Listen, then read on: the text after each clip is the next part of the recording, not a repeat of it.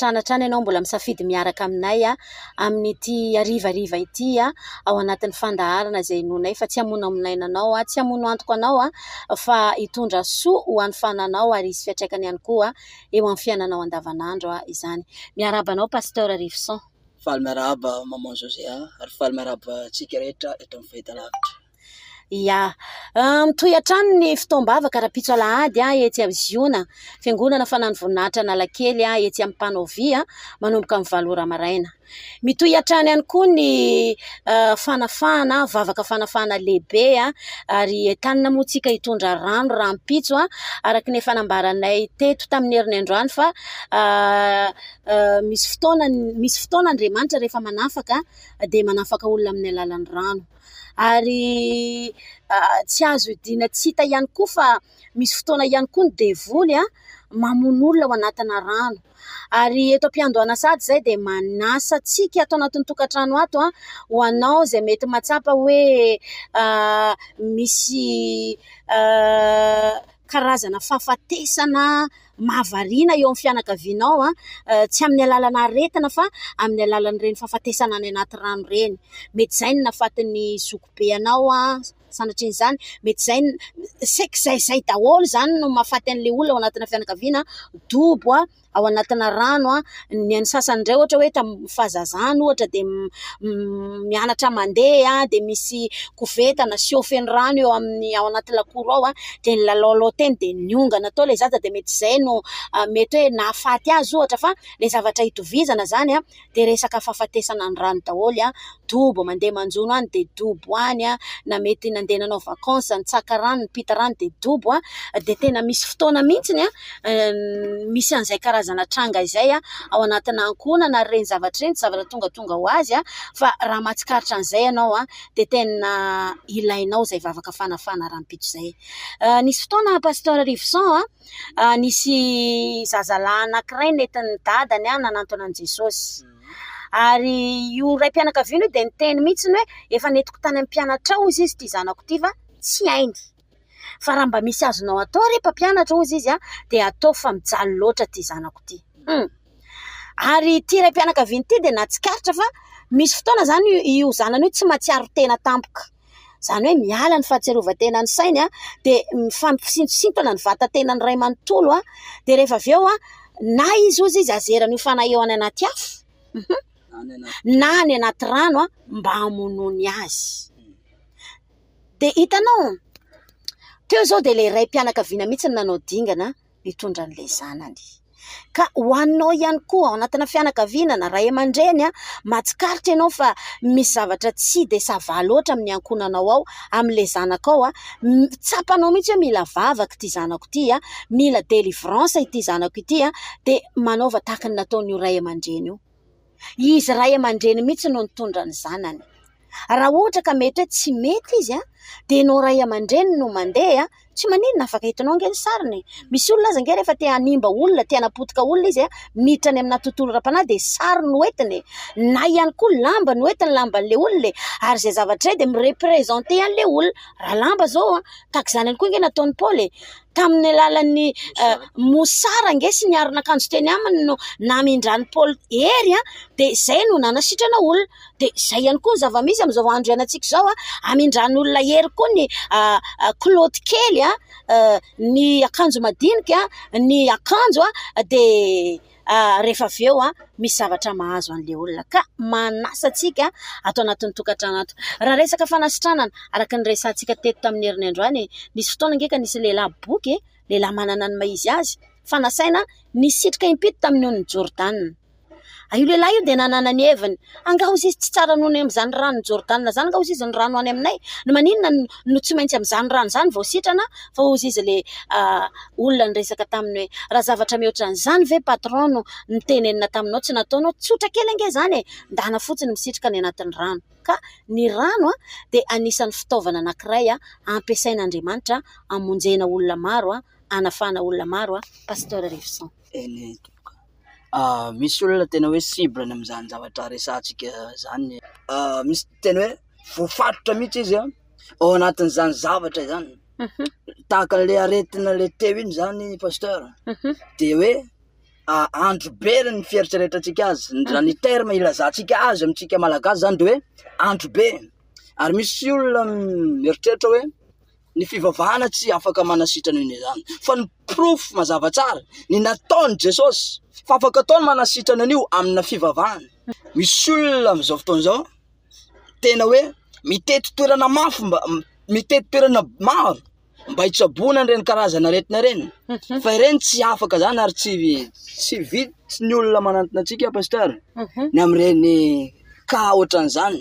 Fa tena ataony fomba rehetrarehetra fa izy tsy afaka zany, izy tsy sitrana zany. Fa tokana ny volana ambarany aminao androany de hoe andao anatona an Jesosy raha, andao anatona an Jesosy ranabavy, fa mbola possible Andriamanitra hiasa eo anivon'ny fiainantsika. Ny Baiboly milaza fa Jesosy Kristy ny tsy miova ozy izy, omaly san'io ary mandrakizay. Zany hoe zavatra efa nataony tompo hatram'izay zany, mbola possible zany ho averin'Andriamanitra eo anivon'ny fiainantsika tsirairay avy. Fa zao aza mangatakanjo.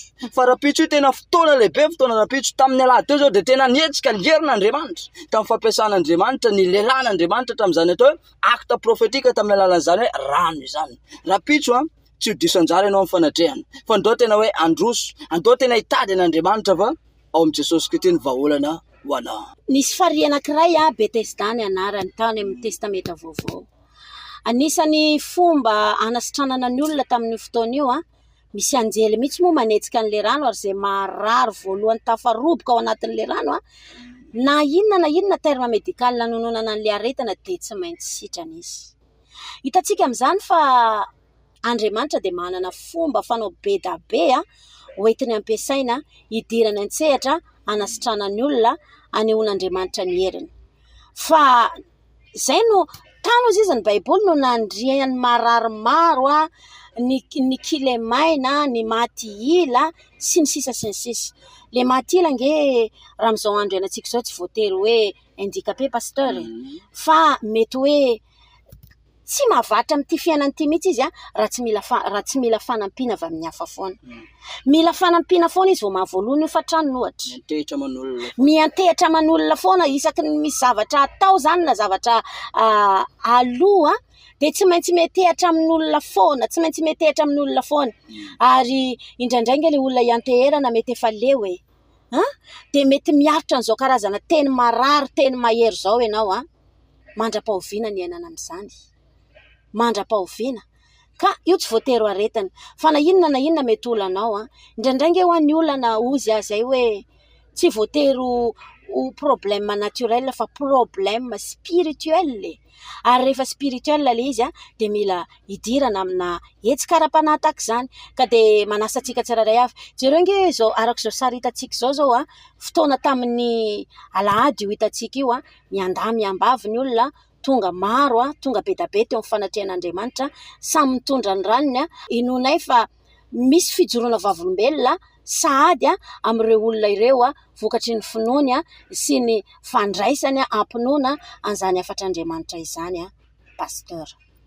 Eny pasteur, ny afatra ho antsika rehetra androany de hoe andao rapitso, azo diso anjara fa tena hoe tena fotoana goavana sy tena fotoana lehibe io fotoana rapitso alahady io. Miditra amin'ny valo maraina ny fotoana, azo diso anjara eo amin'ny fanatrehan'Andriamanitra.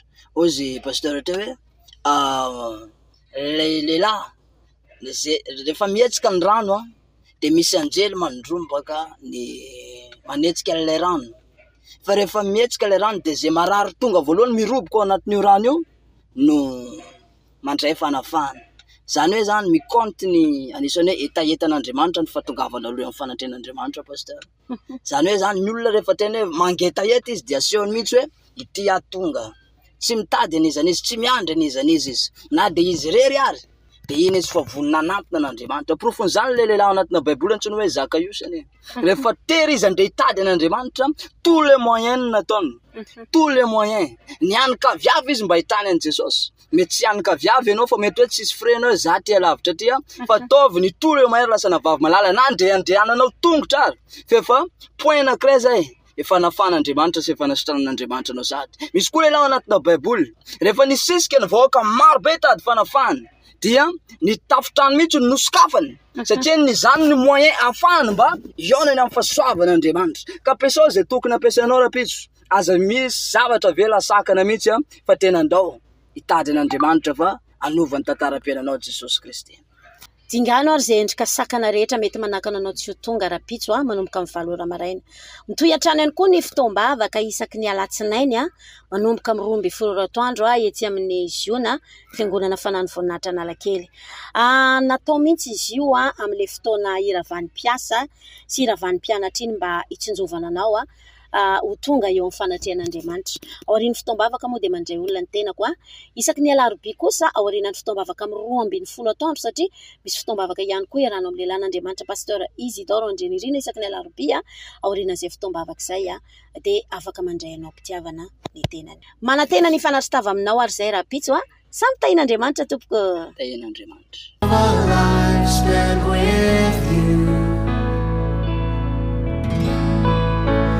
Here I am to worship, here I am to bow down, here I am to say that you're my God. You're altogether lovely, altogether worthy, altogether wonderful to me.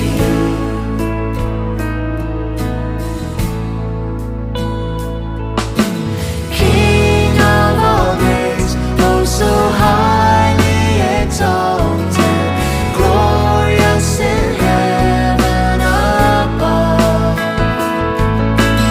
Humbly you came to the earth you created, all for. Fanaka umemboninahitra, fanaka umemboninahitra. Fandaharana arahanao eto amin'ity fahita lavitra ity amin'ny ora toy izao. Hanalanao amin'ny henatra sy fahafambaraka ahatonga ny fiainanao ho feno voninahitra. Hery voninahitra ny fitafiana ary ny andro avy dia omehezany.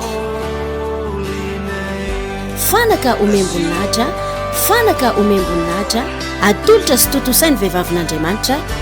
Josea Andrianirina.